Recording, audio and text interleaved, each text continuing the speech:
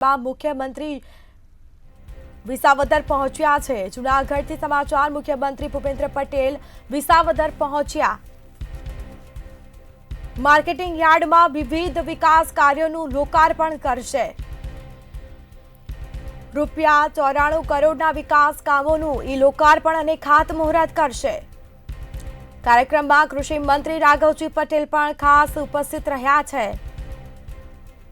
सांसद राजेश चुडासमा અને અન્ય નેતાઓ પણ હાજર રહ્યા। તો કલેક્ટર અનિલ રાણાવસિયા દ્વારા સીએમનું સ્વાગત કરવામાં આવ્યું હતું। માર્કેટિંગ યાર્ડમાં વિવિધ વિકાસ કાર્યોનું લોકાર્પણ કરશે। તો રૂપિયા 94 કરોડના વિકાસ કામોનું લોકાર્પણ અને ખાતમુહૂર્ત કરવામાં આવ્યું। સંવાદદાતા અમર બખાઈ ફોનલાઈન પર જોડાયા છે। જી અમર, મુખ્યમંત્રી છે તે વિસાવદર ખાતે પહોંચ્યા છે, કાર્યક્રમમાં ખાસ ઉપસ્થિત રહ્યા છે। ખાસ કોઈ બીજા કાર્યક્રમ રાખવામાં આવ્યા છે કે કેમ, શું વિગત? ચોક્કસ કે જે રીતે વિસાવદર ખાતે મુખ્યમંત્રી ભૂપેન્દ્ર પટેલનું આગમન થયું છે અને માર્કેટિંગ યાર્ડ ખાતે આખો એક કાર્યક્રમ લોકાર્પણ અને ખાતમુહૂર્તનો છે તે યોજવામાં આવી રહ્યો છે।